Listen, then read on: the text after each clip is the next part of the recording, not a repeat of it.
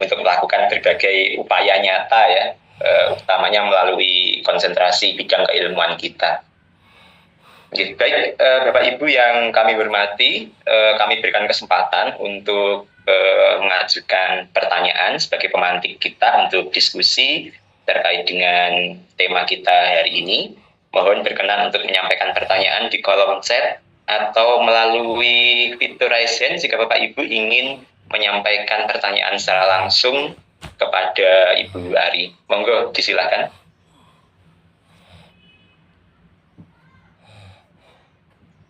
Ya, ini Mas Riza, izin saya menjawab pertanyaan dari Pak atau Mbak ini ya, Mas atau Mbak ini ya, Grisa Wijaya. Akses atau link akses buku saya kirim ya. Ini ya. Nanti bisa klik yang bagian buku non teks pelajaran. Di situ ada jenjang A sampai jenjang E. Jenjang A itu untuk PAUD, jenjang B SD, jenjang C itu membaca semenjana, jenjang D SMP, dan jenjang itu SMA. Silakan. Pak Riza, mohon izin bertanya. Ya.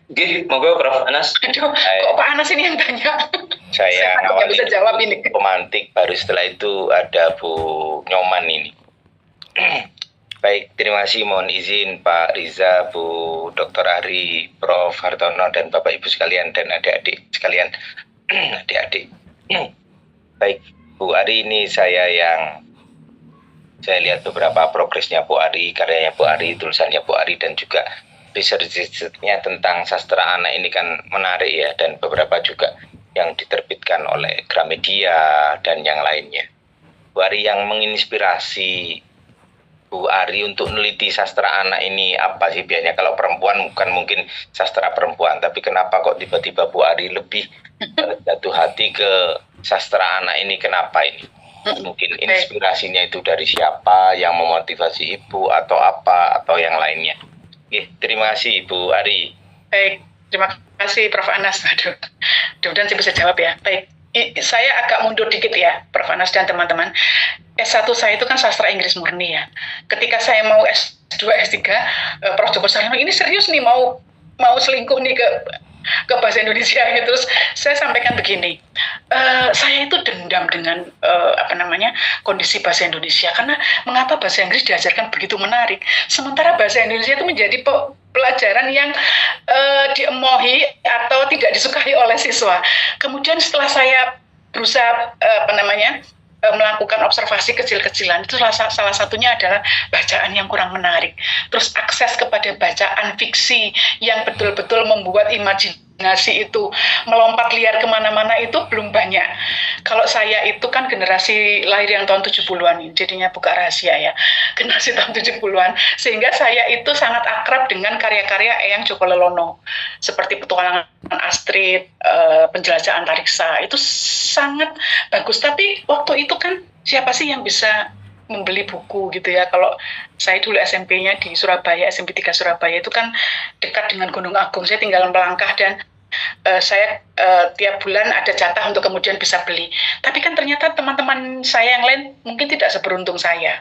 Nah, jadi kemudian itulah yang kemudian Pak Anas dan teman-teman yang membuat saya menjadi semakin bersemangat. Sepertinya saya harus memulai menulis cerita yang bisa diakses lebih banyak anak, dan supaya cerita-cerita anak Indonesia juga jauh lebih dicintai dibanding cerita-cerita terjemahan.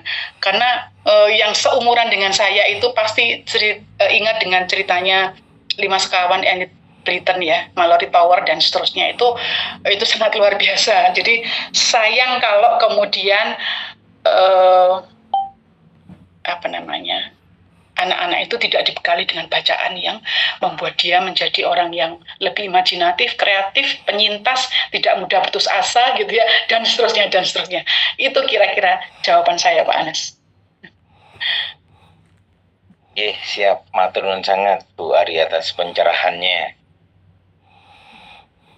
Baik. Berikutnya dari ini ada Ibu yang raise hand. Nyoman ya, Bapak atau Ibu Nyoman, disilakan. Baik, terima kasih Pak Riza dan Bu Ari. Salam hormat saya untuk Prof. Anas dan juga Prof. Suhartono. Terima kasih bertemu kembali di ruang virtual.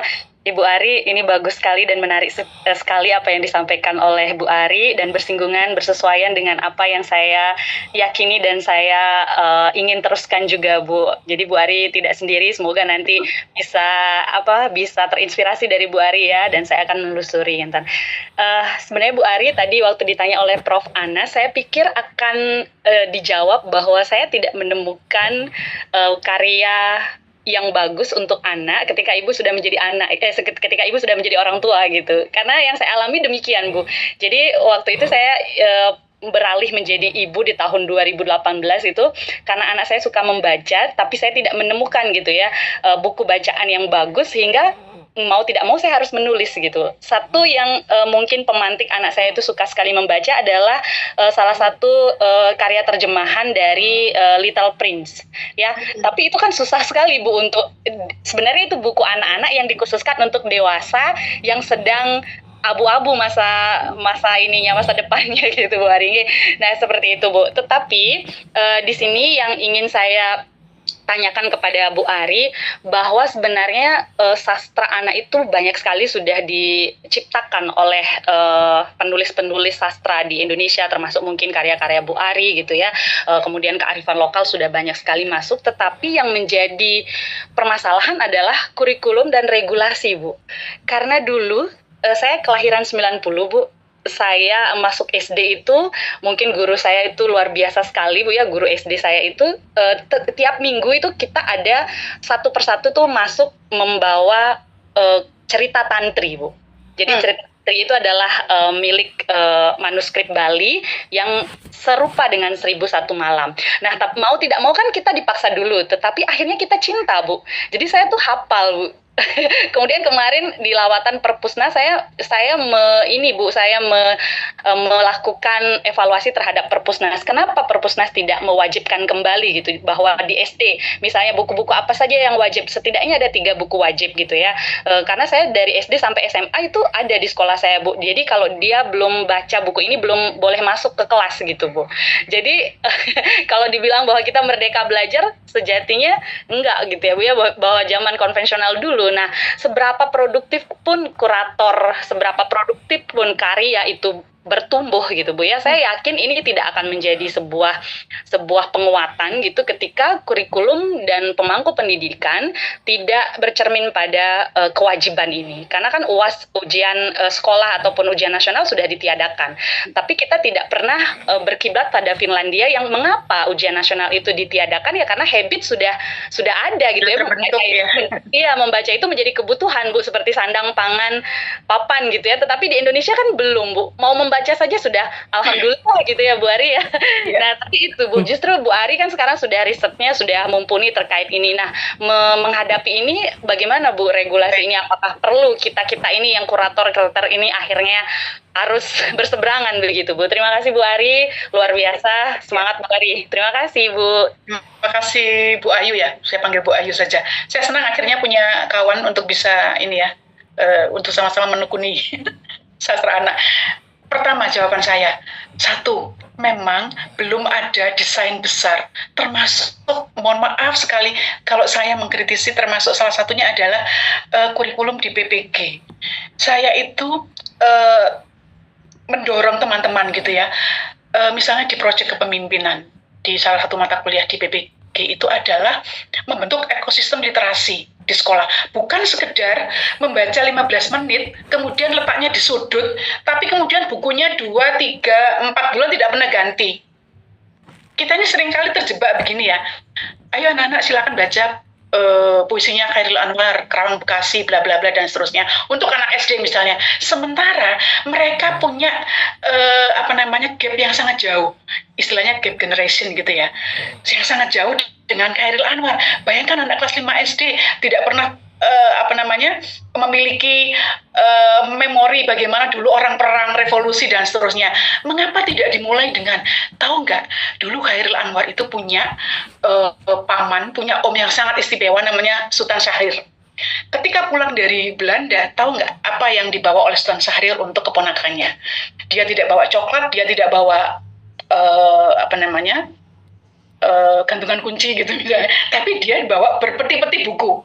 Itulah yang membuat Chairil Anwar sampai hari ini dikenal sebagai bapak puisi modern dan menghasilkan karya yang melintasi zaman dan dibaca sampai hari ini. Proses kreatif, bagaimana kemudian orang bisa jadi gitu ya, itu yang menurut saya seharusnya dikenalkan lebih dulu. Mengapa nggak pernah ada sih guru yang kemudian cosplay, ayo anak-anak kita jadi Sultan Syahrir, kita jadi Chairil Anwar. Kira-kira kalau dia tahu Sultan Syahrir bawa sekian banyak buku, kira-kira buku apa yang dibaca lebih dulu oleh Chairil Anwar? Itu yang saya ingin guru-guru kita tuh punya kreativitas semacam itu, dan saya pikir itu mungkin bisa dimulai dengan teman-teman di LPTK yang punya keluasan hati, kesediaan untuk lebih banyak membersamai kawan-kawan guru, calon guru ini, supaya mereka betul-betul memajankan bahasa dan sastra Indonesia itu menjadi jauh lebih menarik dari yang sekarang kita ajarkan. Itu Bu, termasuk tadi yang sudah saya sampaikan Bu Ayu, bagaimana kita sampai hari ini belum pernah ada evaluasi gerakan literasi nasional itu bukunya apakah betul-betul memang sudah sesuai preferensi, sesuai dengan kebutuhan. Jangan-jangan ini kita sebagai penulis, sebagai panitia, sebagai ilustrator itu sudah, mohon maaf, puas masturbasi karena oh ya bukuku udah dibaca, tapi ternyata betulkah mana nih kritikus sastra anak nggak pernah bersuara, nggak pernah diteliti gitu loh. Itu yang menurut saya dua masalah besar yang perlu segera kita pecahkan Bu Ayu. Gitu, mudah-mudahan menjawab.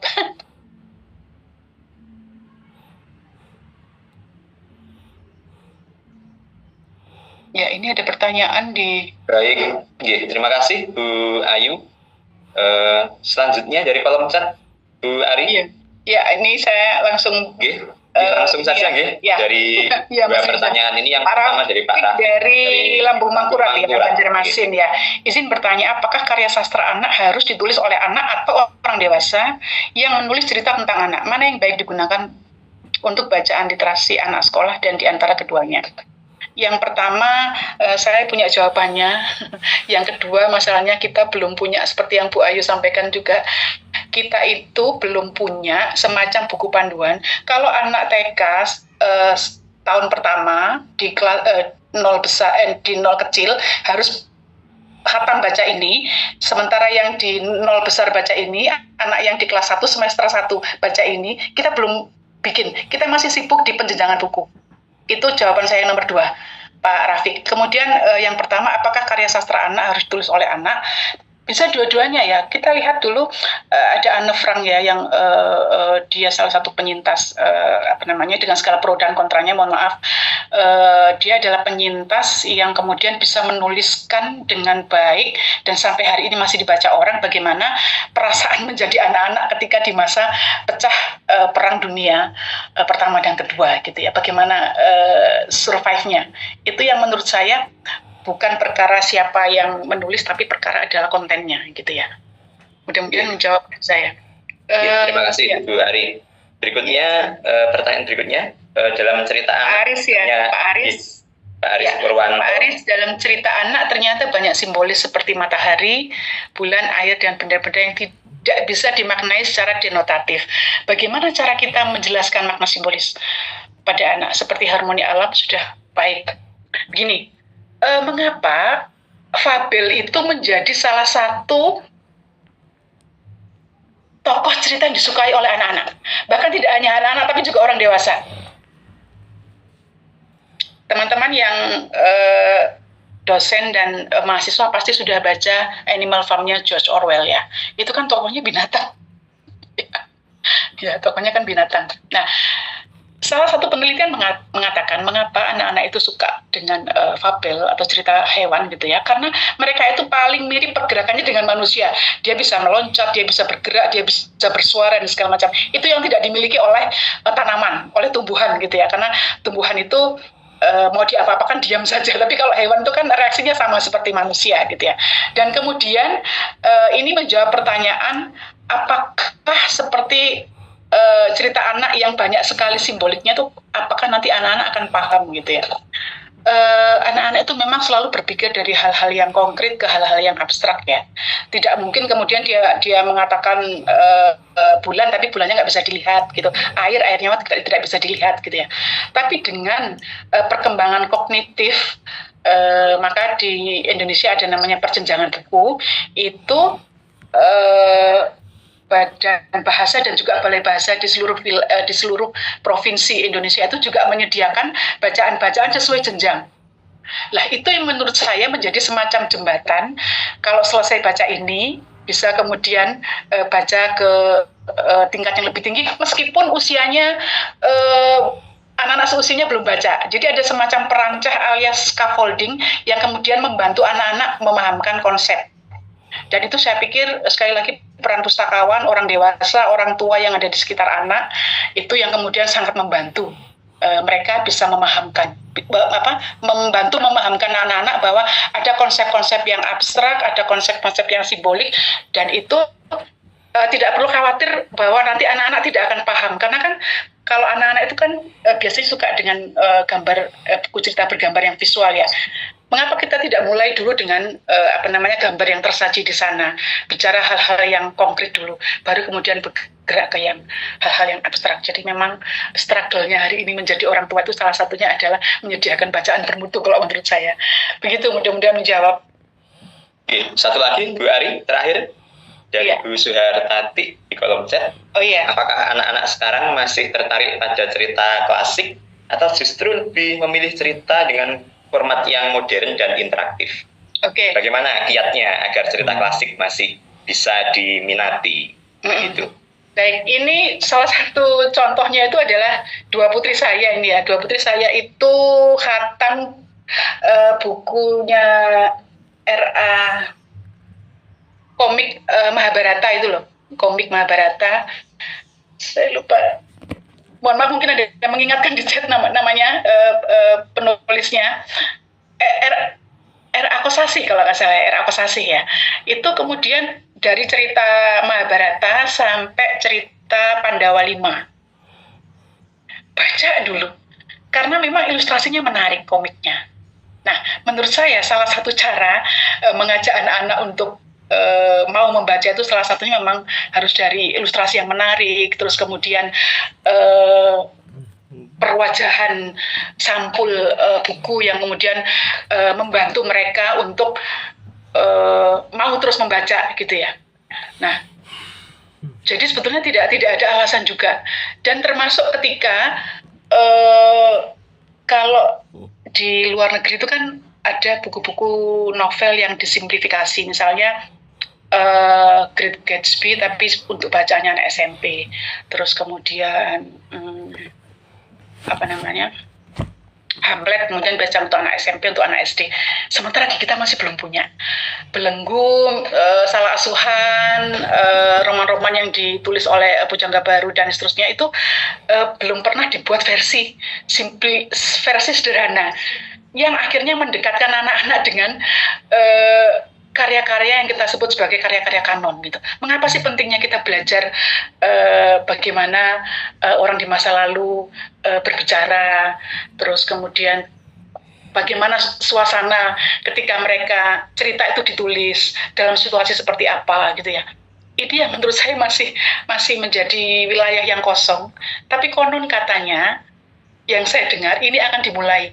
Saya tidak tahu apakah dimulai di tahun 2025 atau 2026, tapi saya dengar simplifikasi cerita-cerita sastra kanon ini akan dimulai oleh Kemdikbudristek. Mudah-mudahan benar, dan itu akan membantu anak-anak terhubung dengan cerita klasik yang dimiliki oleh Indonesia. Saya pikir itu, Bu Suhartati, mudah-mudahan menjawab. Terima kasih Bu Dr. Ari, pas sekali waktunya karena kita juga ini dibatasi, ada alat dari Prof. Anas nih hari ini. Dan sangat luar biasa Bapak Ibu, pemaparan dari Bu Ari sangat mencerahkan, membuka perspektif kita, memantik semangat kita lagi karena ternyata banyak sekali pekerjaan rumah yang harus kita garap bersama-sama, baik dosen maupun mahasiswa. Saya kira peluang-peluang untuk riset terkait dengan ekosentrisme pada sastra anak ya, punya nilai kelokalan ini juga sangat dibutuhkan ya, utamanya untuk dunia pendidikan. Dan Bapak Ibu, tentu sebelum kita mengakhiri kegiatan kita pada sore hari ini, mungkin Bu Ari ada closing penutup, monggo disilahkan. Saya pikir PR-nya tadi kan sudah banyak ya. Ayo kita mulai kerjakan. Mungkin kita juga bisa nagih ke Prof. Anas ya dan Prof. Sartono mumpung di sini. Ika Propsi itu ada request itu. Bu Ari sepertinya jika ada training atau workshop untuk simplifikasi novel-novel klasik seru ya. Mungkin bisa kita dorong Ika Propsi untuk memulai ini gitu.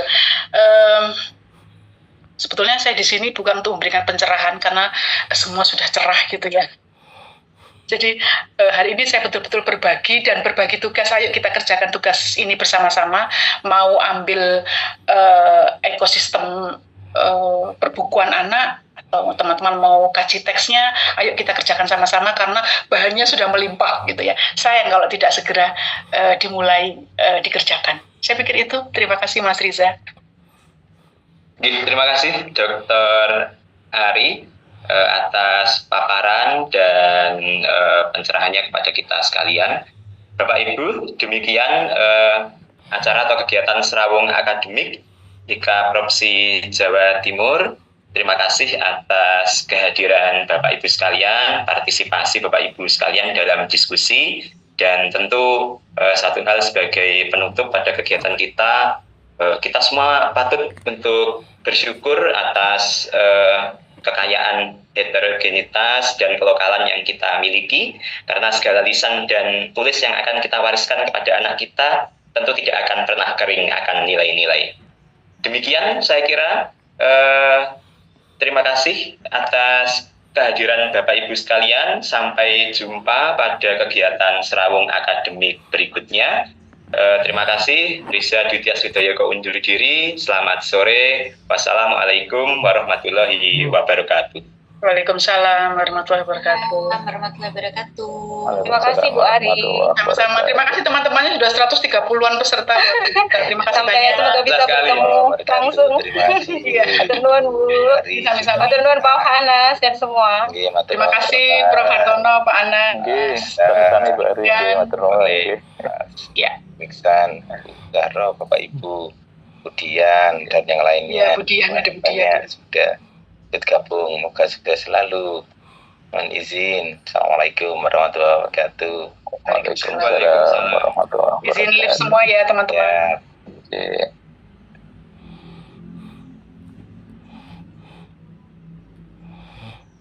Terima kasih Pak Riza. Oke, sami-sami Sami-sami. Mohon izin. Segera diadakan. Izin. Halo Pak Terima kasih Bu Zahra. Teruskan, saya WA jenengan. Cek Oh ya, oke, siap. Siap Pak. Siap. Mohon izin Bapak Ibu.